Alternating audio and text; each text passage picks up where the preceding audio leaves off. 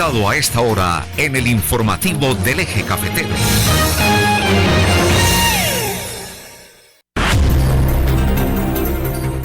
Son las 7 en punto. Ya está con nosotros Julio César Cifuentes Pérez. Él es abogado titulado, experto en pensiones, asesor y consultor jurídico del sector privado, abogado contratista del sector público, abogado litigante en asuntos pensionales. Ha sido asesor jurídico, o es mejor en la actualidad, de un concejal de Dos Quebradas y egresado de la Universidad Seccional de Pereira. También ha sido conferencista en temas de pensiones. Abogado, muy buenos días. Bienvenido al informativo del Eje Cafetero. Muy buenos días, Carlos, a todos y cada uno del equipo noticioso, especialmente a su director, Germán Antonio Aguirre Muñoz. Muchas gracias por estos espacios que me permite decantar sobre los temas que vamos a depurar. Bueno, hay temas muy importantes que sin duda centran la atención de los ciudadanos, abogado. Empecemos por el primero, la inseguridad jurídica. ¿Qué es y cómo se vive, se evidencia en el país? Muy bien, Carlos. A ver, hace más o menos 2 años, en nuestra Universidad Libre Seccional Pereira, se llevó a cabo un conversatorio sobre esta temática. Tuvimos participación de docentes, académicos, investigadores, abogados litigantes, operadores judiciales, como fiscales, jueces, magistrados. También hubo unos colectivos importantes de veedurías. Fue un escenario donde hubo unos actores importantes, muy representativos, y llegamos a tener como unos momentos o unos espacios o escenarios de la siguiente manera. En la inseguridad jurídica que atañe o que apunta a nuestra rama judicial, nos vemos abocados a veces a decisiones muy contradictorias que quizás dejan en el entorno un sinsabor, con unas argumentaciones y unas narrativas no con asidero, no con sustento, ambiguas, etéreas, amorfas. También existen unas reglas muy inestables que no permiten realmente dejar un precedente perenne en tiempo, y además también había otra arista ahí que tuvimos muy en cuenta, que era la hermenéutica muy cambiante, es decir, la interpretación muy cambiante. Obviamente que hay que tener en cuenta varios elementos: situaciones culturales, el ser humano como tal, un ser biopsicosocial, el aspecto económico, de idiosincrasia, etcétera, etcétera, etcétera. Doctor Julio, para que aterricemos todos estos conceptos que más bien tienen un componente jurídico muy técnico, vamos a desglosarlos para que la gente los entienda mejor. Presentemos un caso concreto, sencillo, en el que se evidencia el tema de la inseguridad jurídica, por ejemplo. Sí, le voy a colocar un ejemplo en materia, por ejemplo, penal. Cuando existe un accidente de tránsito, unos jueces de la República lo miran como culpa, otros como dolo. Dolo en el sentido de que eventual, que era predecible, per se, por sí mismo, quien se monta en un vehículo bajo los efectos del alcohol, pues obviamente va a haber una consecuencia, un estado nuevo, no alerta, va a haber cierto grado de inconsciencia, no va a haber la capacidad de raciocinio, de pensar, etcétera. Entonces dice uno, bueno, ¿por qué este juez tomó la determinación de tipificarlo como una culpa? ¿Y por qué el otro juez la tipificó como un dolo eventual, siendo previsible? Entonces mira que ahí hay una dicotomía, ahí hay posturas muy distintas. En aras de ser más práctico y llevarlo como más aterrizado, diría uno, bueno, entonces, ¿cuáles son las causas o las génesis de esta inseguridad jurídica? Sí, existen más o menos, de acuerdo a, le repito, a un conversatorio que tuvimos en la ciudad de Pereira, existen 4 puntos que nos sirven como el faro. Que son como los referentes. Los referentes, esos son los referentes. Tenemos un exceso normativo. Muchas normas por todo. Totalmente prolífero de normas, de decretos, que inclusive se contradicen entre ellas mismas. Entonces de ahí es cuando hay, digamos, fallos, por si se pueden decir así, de los jueces que distan mucho unos de otros. Total. Y para efectos prácticos, vamos a hacer una comparación. ¿Por qué dista si estos hechos son similares a estos? Lo único que cambia ¿La interpretación?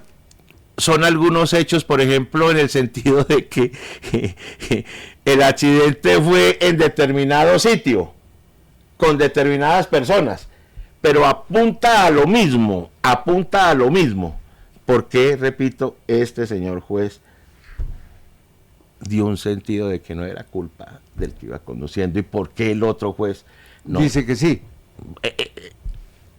Ahí hay una ya dicotomía, y ahí ya se presenta un vacío. Y entonces, doctor Julio César, en esa figura, ¿quién entra a dirimir la razón dónde está? Perfecto. Entonces, hagámoslo como desde el punto de vista muy pedagógico. Claro.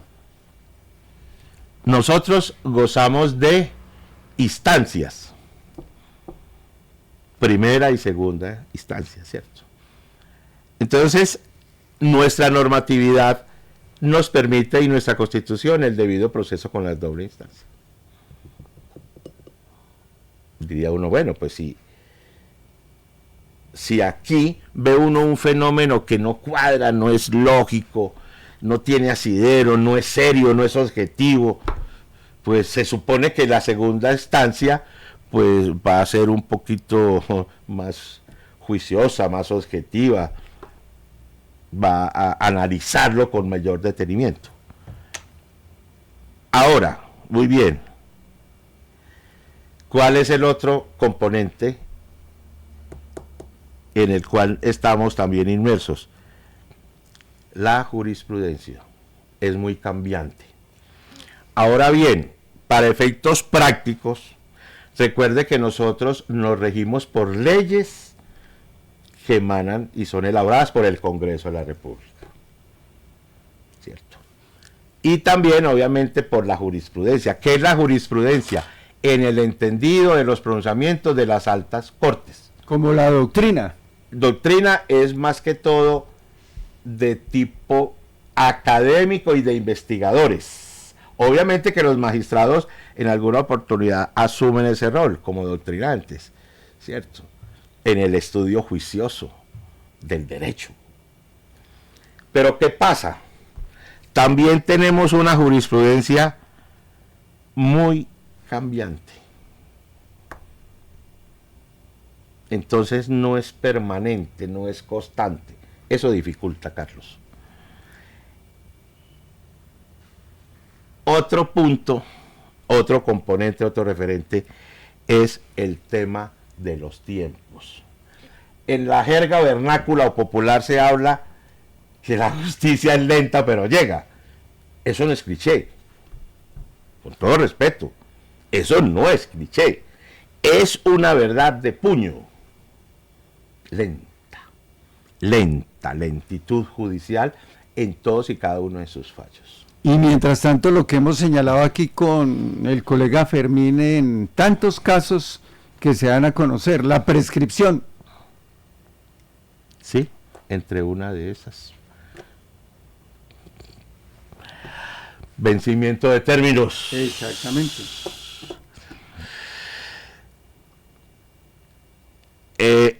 Ahí se conjuga pues una cantidad de situaciones que ahorita más tarde, como un cierre o colofón, vamos a focalizarnos como en lo que se sacó de conclusiones sobre este fenómeno, ¿cierto?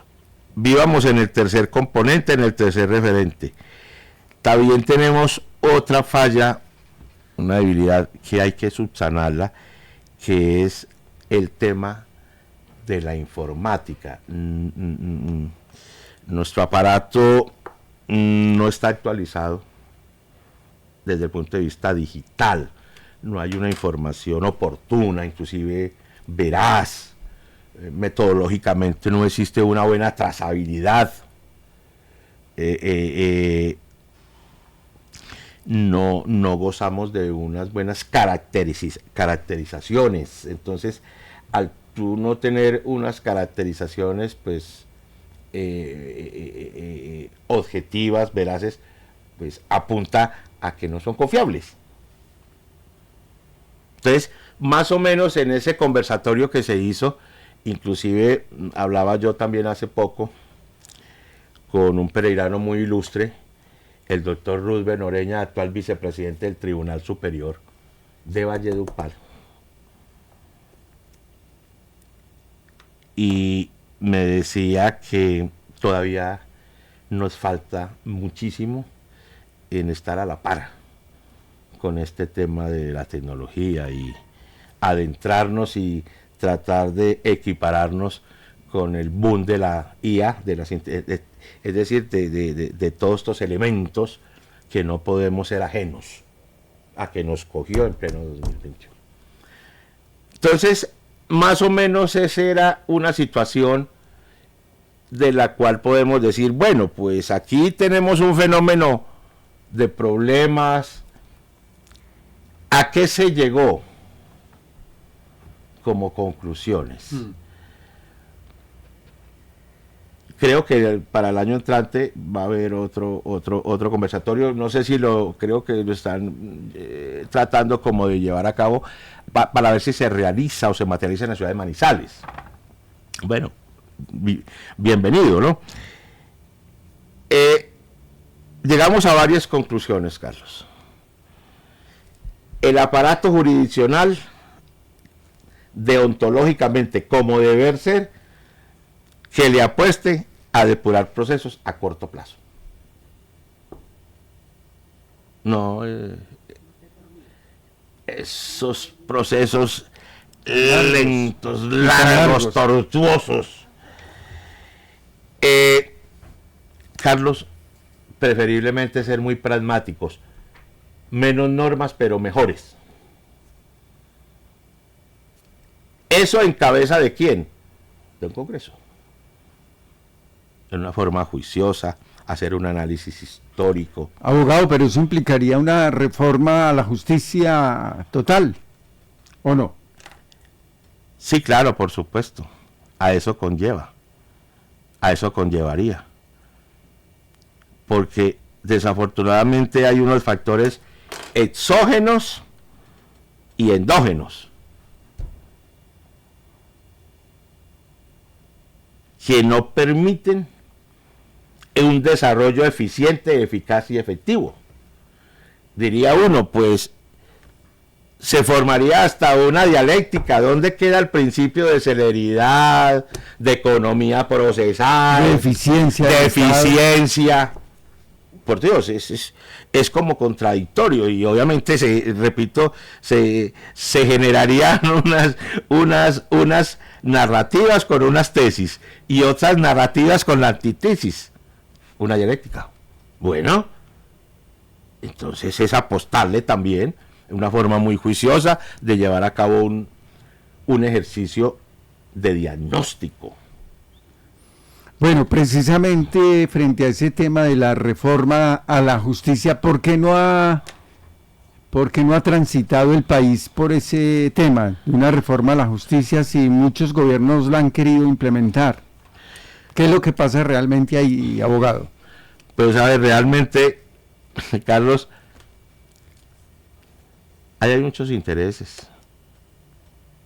Ahí hay muchos intereses. Entonces, al haber intereses de todo orden, No prospera nada.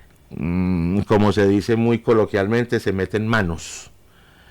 Y realmente pues no se le apuesta a ser honestos y decentes en solucionar una problemática independientemente. Volveríamos también, Carlos, a la incoherencia. ¿Dónde queda el principio pues de la autonomía de la justicia? Si le van a meter mano, me perdona, desde el punto de vista político o fuerzas del poder económico.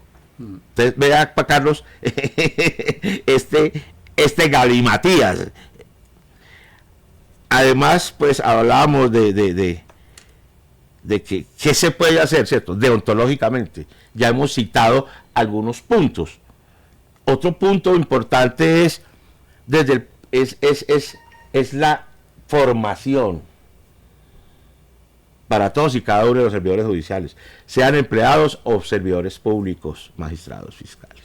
Ahí es donde se toca el tema de la formación cuando, digamos, en un caso determinado, se cae un proceso porque no hay el debido proceso, por ejemplo. O sea, no se hace el proceso como debería ser. Entonces, claro, por eso es que se caen los procesos en los tribunales y vemos que abogados sacan pecho diciendo que ganaron el caso, porque precisamente tumban las evidencias o las pruebas que el otro presentó y que no se hizo dentro del marco de la, digamos, ajustado a ese proceso. Sí, Carlos, precisamente.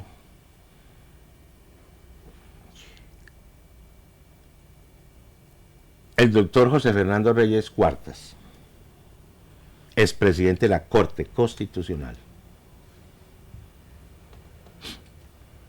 manizaleño,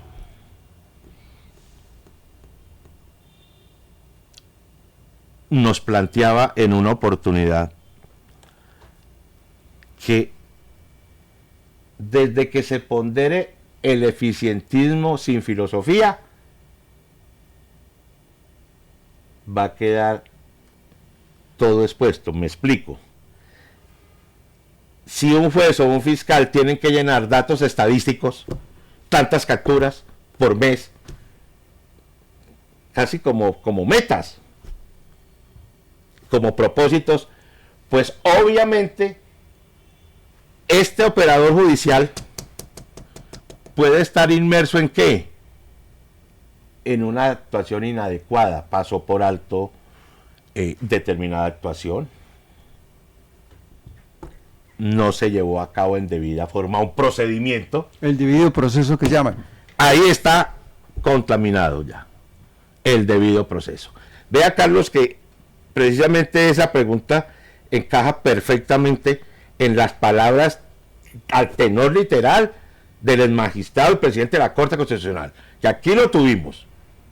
Sí, porque la gente dice, la justicia definitivamente en Colombia no sirve para nada, pero resulta que no se llevan bien los debidos procesos, entonces por eso se caen en los despachos, digamos, judiciales o en unas audiencias, no se lleva el debido proceso como debe ser y se digamos, obvian algunos pasos que son importantes. Así es, Carlos. Y podemos tener la percepción que a todas luces diría uno, pues no soy abogado, no soy doctor, no soy experto, pero por una simple y llana lógica jurídica, ¿qué pasó acá? Fallaron, pasaron por alto esto, fue inadecuado esta actuación, se cae.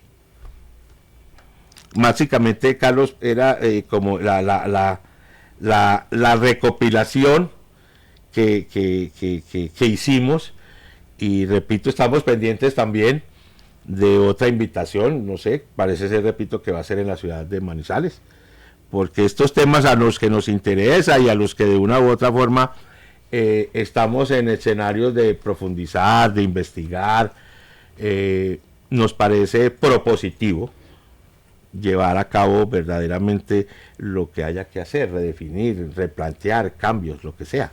Bueno, hablamos de la inseguridad jurídica y la desconfianza ciudadana. ¿En qué otros casos se evidencia más esa desconfianza ciudadana en las instituciones, abogado? Bueno, vamos a hacer el otro ejercicio, Carlos.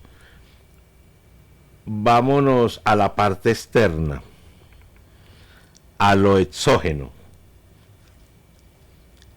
El ciudadano o ciudadana de a pie,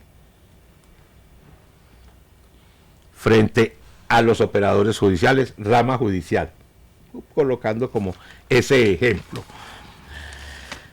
Vea, Carlos, esto tiene unas causas o unas génesis de un punto de vista histórico, social, cultural, que también lo podemos resumir bajo 4 referentes. La percepción, en su gran mayoría, inclusive se han hecho estudios serios, es que el ciudadano o ciudadana de a pie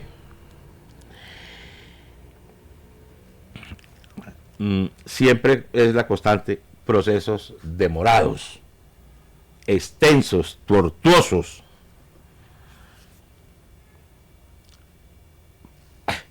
fallos muy contradictorios. Porque, me perdona, le repito lo que le planteaba ahora, hay unos hechos que cambian un poquito, pero en términos generales guardan mucha similitud.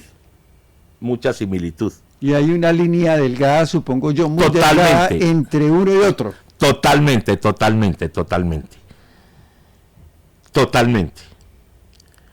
Voy a ser muy respetuoso. Per se, por sí mismo soy un hombre respetuosísimo de la Constitución y de las leyes y de la jurisprudencia. ¿Por qué a Pepito Pérez? ¿Por qué a Pepito Pérez le dieron este tratamiento y por qué a Pepito Ramírez le dieron este tratamiento? O por qué a una persona, digamos, que le van a dictar una sentencia, le dieron, por decir algo, 50 años de cárcel y a este le dieron 3. Sí. Y no le dieron cárcel, sino que le dieron domiciliaria, por ejemplo. Sí, Carlos. Queda uno, me perdona, a veces muy perplejo. Si uno desde la concepción formativa de la academia le genera a uno sinsabores y, le repito, posturas muy contradictorias, ahora ustedes se imaginarán el ciudadano o ciudadana de a pie. Claro, Carlos, pero aquí también hay una situación que es determinante, Carlos, y que ha sido, desafortunadamente, un cáncer, que es el tema de la permeabilidad de la corrupción.